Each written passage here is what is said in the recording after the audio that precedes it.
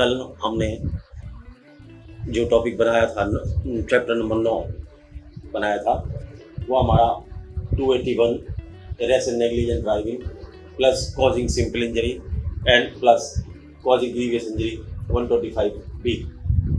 आज हमारा टॉपिक है 181/106। आज हम जो टॉपिक बना रहे हैं वो है rash and negligent driving with causing death by negligence. तो आज का टॉपिक हमारा है 281 एंड 106 के अंतर्गत। इसको कहते हैं केस ऑफ एक्सीडेंटल डेथ। इसके लिए हमें सबसे पहले चैप्टर 9 में तो हमने ये बता ही दिया है कि 281 क्या होता है, लेकिन समराइज़ करते हुए 281 को यहाँ मैं बता देता हूँ। जब कोई व्यक्ति किसी गाड़ी को चलाता है या उस पर सवारी करता है और उपेक्षापूर्ण रवैये से या उतावलेपन से चलाता है, तो ये कहा जाता है कि वो आदमी 281 का अपराध करता है। इसके बेसिक, इस सेक्शन को सिद्ध करने के लिए बेसिक इंग्रीडिएंट होता है पब्लिक वे, वाहन का चलाना, रेस तरीके से चलाना या नेग्लिजेंट मैनर में चलाना, अर्थात उतावलेपन से या उपेक्षापूर्ण रवैये से चलाना। यदि कोई ऐसे तरीके से वाहन चलाता है सड़क पर तो वो 281 का ऑफेंस करता है। अब अधिकतर केसेस में क्या होता है कि एक्सीडेंट होता है तो एक्सीडेंट में या तो चोट लगती है, अगर चोट लगेगी तो वो सिंपल होगी या ग्रीवियस होगी या मृत्यु होगी। तो जैसा कि सिंपल चोट के लिए मैंने पहले आपको सेक्शन बता दिया था, इस सेक्शन के साथ में 281 के साथ में 125A लगेगा और ग्रीवियस चोट के लिए 125B लगेगा। आज हम अब ये सेक्शन लगाते हैं हम कि 106 causing death bye negligent driving. इसके लिए केवल कार बस का होना जरूरी नहीं है। इस सेक्शन के लिए इस सेक्शन के साथ ये सेक्शन 106 अकेला भी लग सकता है और 281 के साथ भी लग सकता है। जहाँ पर वाहन के द्वारा चोट मारी गई हो, वाहन चलाकर चोट मारी गई हो, वहाँ ये 281 के साथ लगेगा, चार्जशीट आएगी इसमें। लेकिन जहाँ ये इस तरीके से नहीं किया गया होगा और लापरवाही के कारण से मौत होती है किसी व्यक्ति की, तो खाली ये अकेला सेक्शन लगेगा 106। इस सेक्शन को पहले पुरानी आईपीसी में 304A आईपीसी कहा जाता था। तो इसके लिए वाहन का होना जरूरी नहीं है नंबर। तो इस सेक्शन को समझें हम जरा सा, क्या इसकी क्या डेफिनेशन को उसमें दी गई है,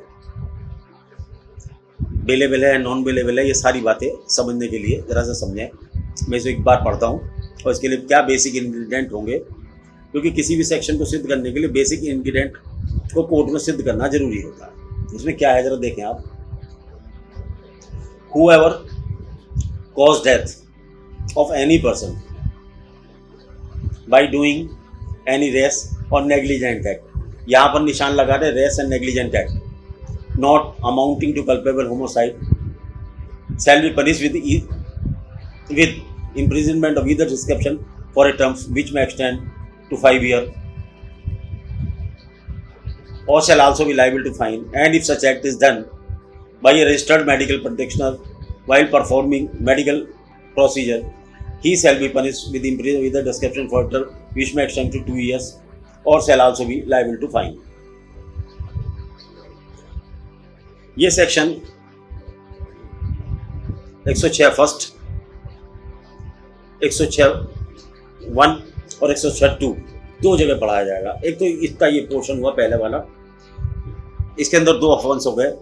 एक तो उपेक्षापूर्ण तरीके से कोई कार्य करके कोई व्यक्ति मृत्यु कारित करता है तो उसे 5 वर्ष की सजा होगी।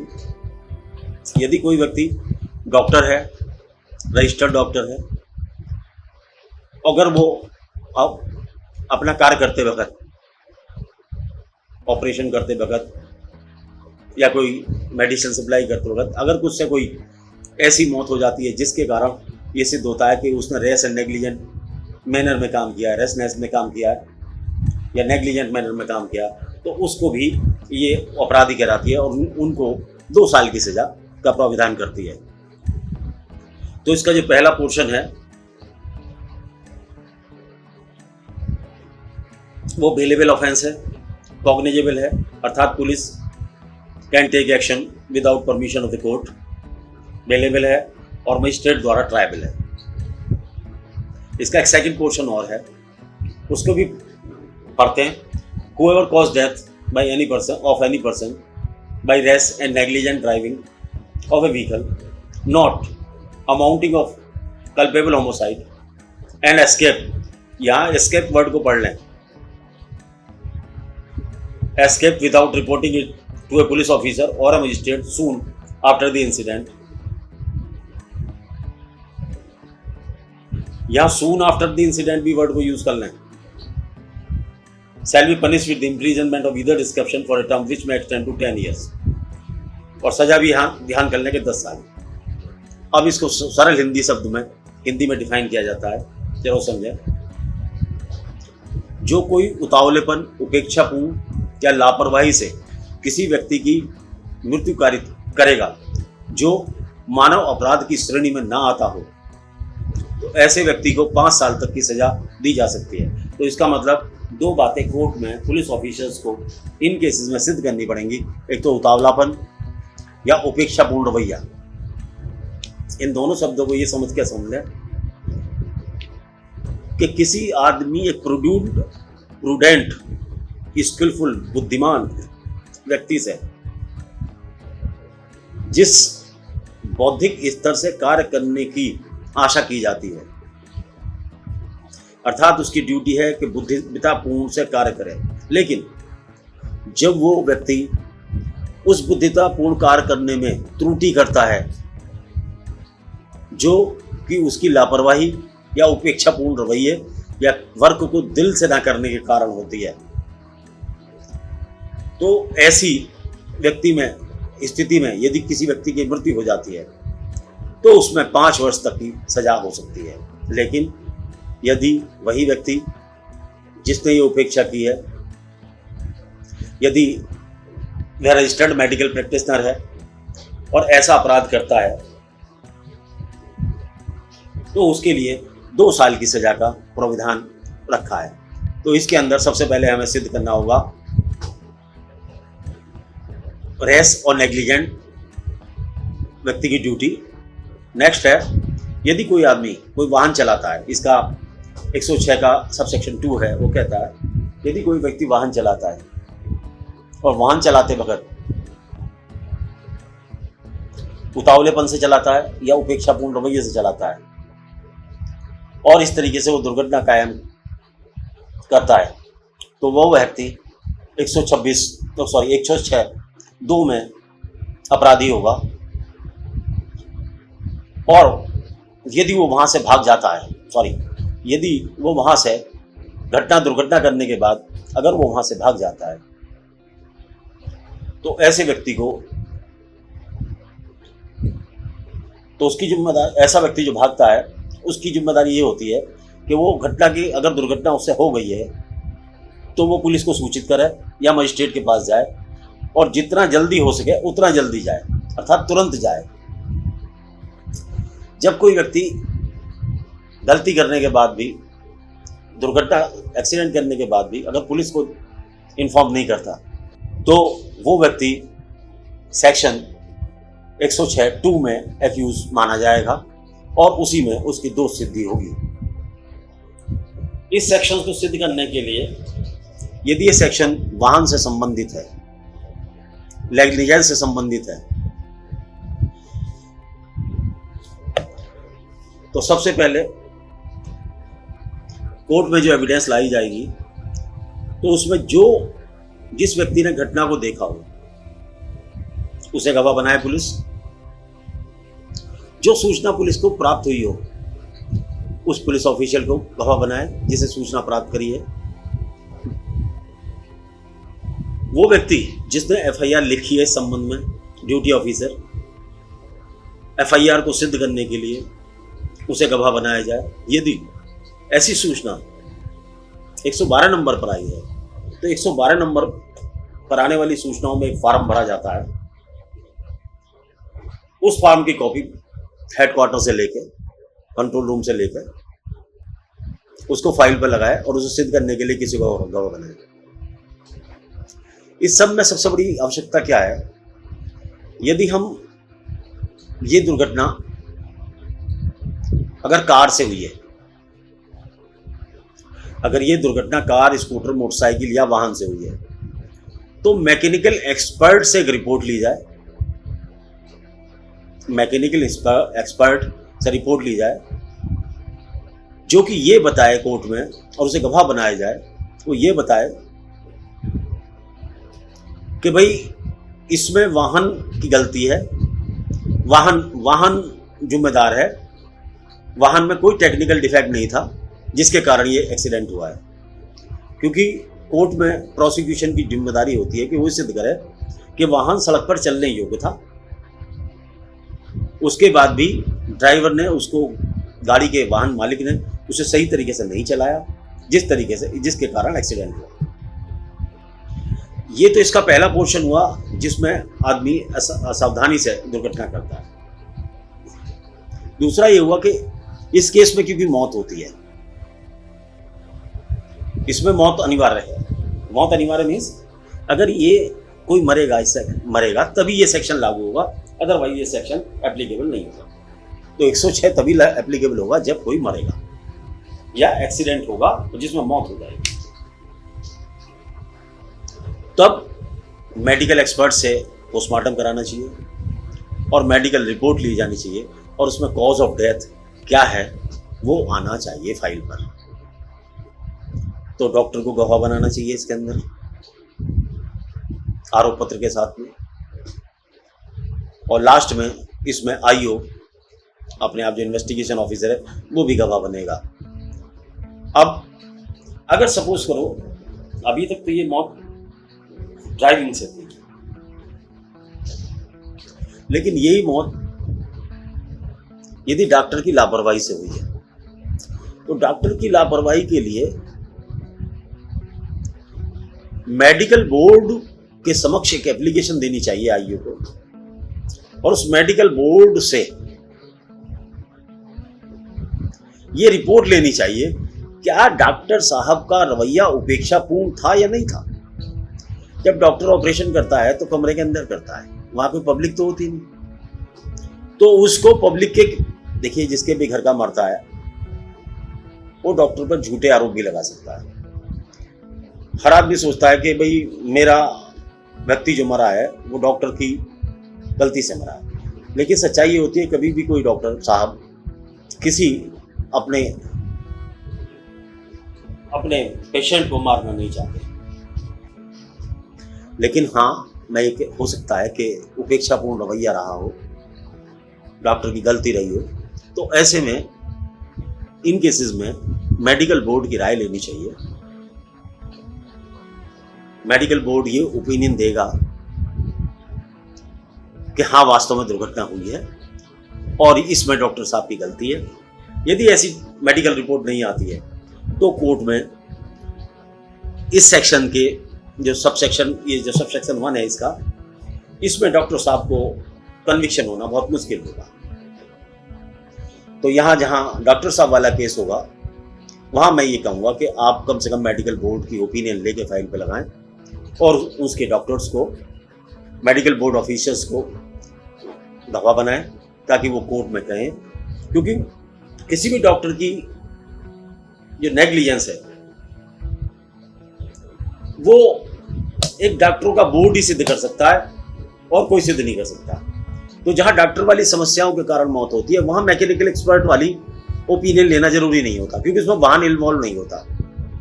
यहाँ मेडिकल रूम इन्वॉल्व होता है, मेडिकल फैसिलिटीज इन्वॉल्व होती हैं, मेडिकल चूक इन्वॉल्व होती हैं। तो सेक्शंस को इससे 3 पार्ट में हो गया ये सेक्शन जो अब नया सेक्शन है उपेक्षा वाला, उपेक्षा से मौत वाला। एक इसमें उपेक्षा वाला पोर्शन हो गया, और एक डॉक्टरों द्वारा उपेक्षा वाला पोर्शन हो गया, और तीसरा पोर्शन ये हो गया जब ड्राइवर अपनी ड्यूटी परफॉर्म नहीं करता।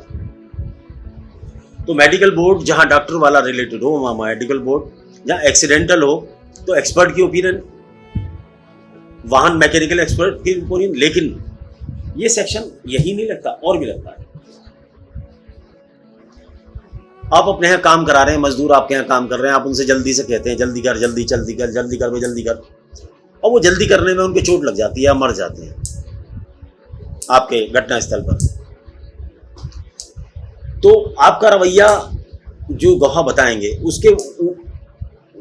उसके मुताबिक यदि ऐसा लगता है कि उतावलापन या उपेक्षापूर्ण रवैया था आपका, जिसके कारण ऐसी मृत्यु आपके स्थान पर हो गई है, तो ऐसी परिस्थितियों में भी ये सेक्शन लग सकता है। तो इसके लिए मेडिकल एविडेंस जरूरी होती है, इसलिए डॉक्टर को गवाह बनाना जहाँ चोट लगी हो वहाँ जरूरी है, और जहाँ पर डॉक्टर द्वारा ही अपराध कारित किया गया है या डॉक्टर ही ऑफेंस अभियुक्त हैं, एक्यूज हैं, सस्पेक्ट हैं, तो वहाँ पर जो है मेडिकल बोर्ड से राय लेकर जरूर फाइल पर लगाई जाए। अदरवाइज इसको सिद्ध करना सेक्शन को कि डॉक्टर साहब नेग्लिजेंट थे बहुत डिफिकल्टी हो जाएगी। नेक्स्ट है, यदि कोई आदमी ड्राइवर एक्सीडेंट करके भागता है तो अब उसके लिए जिम्मेदारी है कि वो पुलिस को सूचना दे या मजिस्ट्रेट को सूचना दे, और जितनी जल्दी हो सके तुरंत दे। तुरंत को यहाँ डिफाइन नहीं किया गया है कि 1 दिन बाद, 2 दिन बाद, 3 दिन बाद या 4 दिन बाद, लेकिन तुरंत से मतलब अगर ये समझा जाए तो यदि उसके पास एकदम पुलिस स्टेशन पड़ता है तो सबसे पहले पुलिस स्टेशन को करे। अगर पुलिस स्टेशन से पहले न्यायालय पड़ता है तो जो संबंधित मजिस्ट्रेट है उसे संबंधित मजिस्ट्रेट को सूचना इस तरीके से दे ताकि जो इंजर्ड लोग हैं उन्हें उठा के अस्पताल ले जाया जा सके। यदि ये व्यक्ति ऐसी सूचना ना तो पुलिस को देता है ना मजिस्ट्रेट को देता है, ना पुलिस को देता है ना मजिस्ट्रेट को देता है, तो वह व्यक्ति सेक्शन 106(2) में अपराधी करार दिया जाएगा और एक्यूज करार दिया जाएगा। तो ये सेक्शन जो है पूरा का पूरा सेक्शन कॉग्निजेबल है। कॉग्निजेबल मीन्स जहां पुलिस बिना किसी मजिस्ट्रेट की वारंट के या बिना किसी आज्ञा के किसी व्यक्ति के खिलाफ एक्शन लेने के स्वतंत्र है, ऐसा अपराध संज्ञ अपराध अर्थात कॉग्निजेबल ऑफेंस कहलाता है। और ये ऑफेंस बेलेबल भी है, बेलेबल भी है, बेलेबल भी है। लेकिन इसका जो सबसेक्शन 2 है 106(2), जहां पर कोई अपराधी दुर्घटना करने के बाद मौका वारदात से भाग जाता है, तब इसमें सजा 10 साल की है और वो गैर जमानत है, नॉन बेलेबल ऑफेंस है, ट्रैवल बाय मजिस्ट्रेट है और उसमें 10 साल तक की सजा हो सकती है। तो आज हमने आपको ये टॉपिक समझाने की कोशिश करी। इसका एक उदाहरण देता हूँ। इसकी बेसिक इंग्रेडिएंट जो सबसे बड़ा ये है, आप देखें कि इसमें रेस और नेग्लिजेंट, अगर मान लो सपोज करो कोई आदमी कह रहा है किसी ड्राइवर बहुत तेजी और लापरवाह तेजी से सड़क पर हाईवे पर वाहन चला रहा था जिसके कारण दुर्घटना हुई, तो उसका ऐसा बयान कोर्ट में सजा करने के लिए काफी नहीं है। गवाह के बयान में ये 2 शब्द उतावलापन, लापरवाही व उपेक्षापूर्ण रवैया ये जरूर शामिल होने चाहिए, और वो व्यक्ति न्यायालय को ये बताए कि उपेक्षा किस प्रकार से की गई या उतावलापन क्या था, जल्दबाजी क्या थी। तो ये जिम्मेदारी प्रोसिक्यूशन की है, वो कोर्ट में ये सिद्ध करे। यदि प्रोसिक्यूशन ये सिद्ध नहीं कर पाता कि नेग्लिजेंस क्या है, तो इस केस में सजा नहीं हो सकती। तो इसका सबसे पहला पैरामीटर ये है क्या हमको इसमें नेग्लिजेंस सिद्ध करनी होगी। इसके लिए एक उदाहरण देते हैं। एक स्टेशन मास्टर जिसकी जिम्मेदारी चलने वाली ट्रेनों को क्लियर की झंडी देने की थी,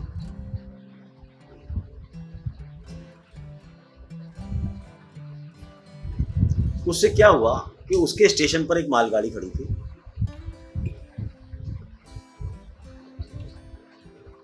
उसको ये ऊपर से सूचना आई कि भाई आप जो है फलानी गाड़ी आ रही है, मालगाड़ी को रोक कर इसको झंडी दे दो, इसे निकाल दो। उसने झंडी दी और वो गाड़ी जो है वो उस पे ट्रैक पे टकरा गई।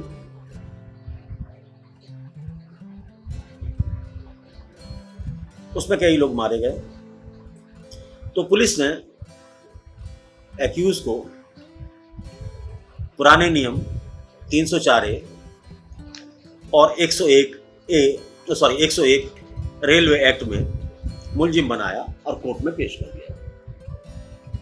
आदरणीय सबऑर्डिनेट कोर्ट ने एक्यूज को सजा कर दी। एक्यूज अपील में गया, अपील में भी सेशन जज साहब ने उसकी सजा को नहीं माना, सजा को बरकरार रखा। एक्यूज फिर हाई कोर्ट गया, लेकिन उसकी बात ये नहीं मानी गई। उसका कहना ये था एक्यूज का कि सर मुझे पीछे से आज्ञा मिली कि इस ट्रेन को निकाल दो, तो इसमें मेरी गलती नहीं है। तो कोर्ट ने कहा नहीं, जिस स्टेशन पे आप काम कर रहे थे उस स्टेशन पे आपको पता था कि मालगाड़ी वहां खड़ी है। अगर पीछे से सूचना भी आ रही है तो या तो पहले उस मालगाड़ी को आपको उस ट्रैक से हटाना चाहिए था, क्योंकि जो कह रहा है, आपको मैसेज दे रहा है कि भाई इस गाड़ी को लाइन क्लियर दो। लाइन क्लियर देने वाले को यह नहीं पता कि उस स्थान पर गाड़ी खड़ी है, उस स्टेशन पर, तो उस स्थान की गाड़ी की जिम्मेदारी स्टेशन मास्टर की होगी। तो स्टेशन मास्टर आप हैं, तो आपकी जिम्मेदारी थी कि आप देखते कि पहले गाड़ी को हटाते, तो बाद में लाइन क्लियर करते। लेकिन क्योंकि आपने गाड़ी हटाई नहीं और लाइन क्लियर दे दी, जिससे मौत हुई है, तो जिम्मेदारी आपकी है। आपने ही 304 का अपराध किया, 304A का अपराध किया। तो यहाँ इस सेक्शन में भी इसे देख सकते हैं कि यहाँ जो ड्राइवर स्टेशन मास्टर का, लेकिन इस सेक्शन में रेलवे एक्ट भी साथ में लगा हुआ है, ये आप देखें।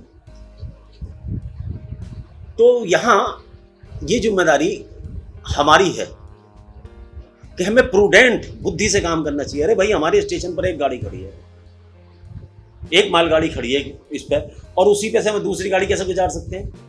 भले ही हमारे पे ऊपर वाले प्रेशर डाल लेंगे, नहीं इस गाड़ी को जल्दी निकालो, जल्दी में, पर पहले हमें वो गाड़ी हटानी चाहिए ना, मालगाड़ी। जब तक उस मालगाड़ी को नहीं हटाएंगे तो ऊपर वाले का प्रेशर झेलना जरूरी है या इसका जरूरी है?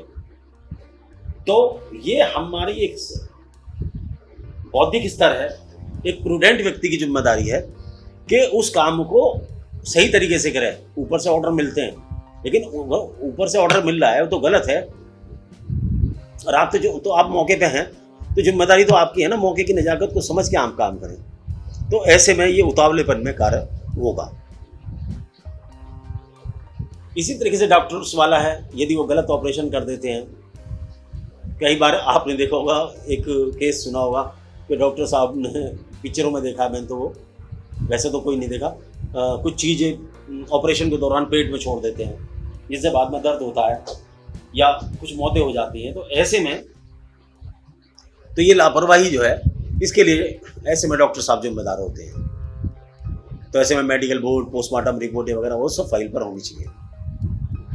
अच्छा, कभी कभी क्या होता है, एक लाइबिलिटी होती है, कंट्रीब्यूटरी लाइबिलिटी, कि जहां ड्राइवर ये प्ली लेता है कि सब मैं ही गलती नहीं हूं, बल्कि जो सड़क पर चल रहा है उसकी भी गलती है, कि ये जो दुर्घटना हुई है कंट्रीब्यूटरी नेग्लिजेंस है। हमारा इंडियन लॉ कहता है नो, अगर कोर्ट को सजा करनी है तो वो कोर्ट कंट्रीब्यूटरी नेग्लिजेंस पर ध्यान नहीं देगी, बल्कि सजा कर सकती है, बल्कि मुलजिम को दोषी करार देती है। देखो, दो पोर्शन होते हैं।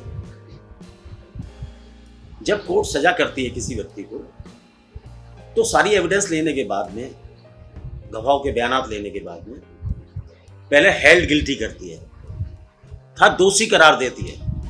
दोषी करार देने के बाद में पॉइंट ऑफ सेंटेंस कि कितनी सजा दी जाए, उसके ऊपर मुलजिम को सुना जाता है, अर्थात मुलजिम की अधिवक्ता को सुना जाता है।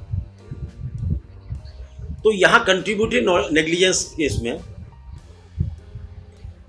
ड्राइवर या ड्राइवर के एडवोकेट साहब ये नहीं कह सकते कि पैसेंजर की भी गलती थी जिसके कारण मौत हुई है, या पेडेस्ट्रियन की गलती थी, वो भी जिम्मेदार था, तो उसकी कंट्रीब्यूटरी नेग्लिजेंस है इसलिए मुझे बरी कर दिया जाए। नहीं, इसके केस में सजा तो हो सकती है, सॉरी, दोषी तो करार दिया जा सकता है, लेकिन एक कोर्ट पॉइंट ऑफ सेंटेंस जो सजा देती है, अगर सजा मान लो 5 साल की देनी है या 10 साल की देनी है, 2 साल की, 3 साल, 5 साल की देनी है, तो उसमें लीनियंसी बरत सकती है कि वो 6 महीने की दे दे, ये देखते हुए कि किसी व्यक्ति की गलती है। सपोज करो, उदाहरण है, एक बस सड़क पर जा रही है और एक औरत सड़क पर चल रही है। वो औरत सडनली मुड़ जाती है, वो औरत सडनली मुड़ जाती है और वो उससे टकरा जाती है, तो इसमें कंट्रीब्यूटरी नेग्लिजेंस तो उस औरत की भी है, उस ड्राइवर की भी है। लेकिन एक नियम ये भी है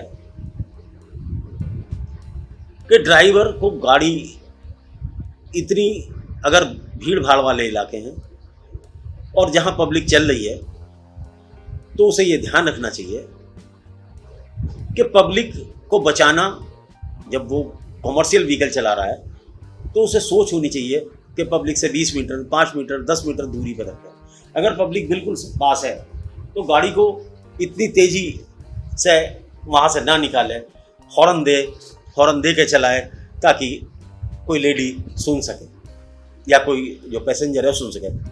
तो ऐसे में कंट्रीब्यूटरी नेग्लिजेंस हमारी इंडिया में लागू नहीं होती, लेकिन on the point of sentence court can consider this defence और रिक्वेस्ट। तो ये कंट्रीब्यूटरी आज के लिए टॉपिक इतना ही। नेक्स्ट टॉपिक पर हम जो जिक्र करेंगे, हमारे सेक्शन अगले होंगे, हम जिक्र करेंगे हर्ट से ही, जो सेक्शन हर्ट से ही बहुत सारे सेक्शन निकलेंगे और हर्ट से ही 302 तक निकलेगी। Hurt simple injury, hurt by grievous hurt,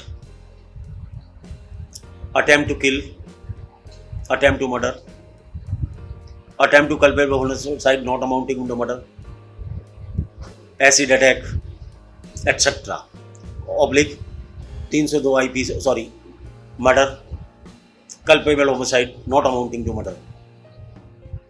ये सारे 8 सेक्शंस, ये सारे के सारे 8 सेक्शंस हर्ट से निकलेंगे। ये हर्ट के सेक्शंस में आपको हम ये बताने की कोशिश करेंगे कि हर्ट क्या है, वॉलंटरी कॉजिंग हर्ट क्या है, voluntary causing hurt by dangerous weapon क्या है, voluntary causing hurt by dangerous weapon, hurt by acid, hurt by murder क्या है, कल्पेबल होमिसाइड नॉट मर्डर क्या है। ये सारी की सारी बातें नेक्स्ट टॉपिक में आपको बताई जाएंगी। आज के लिए आपका इतना ही, नेक्स्ट टॉपिक पर मिलते हैं। टॉपिक होगा हमारा अगला 11, इसमें आपसे मुलाकात होगी। नमस्कार।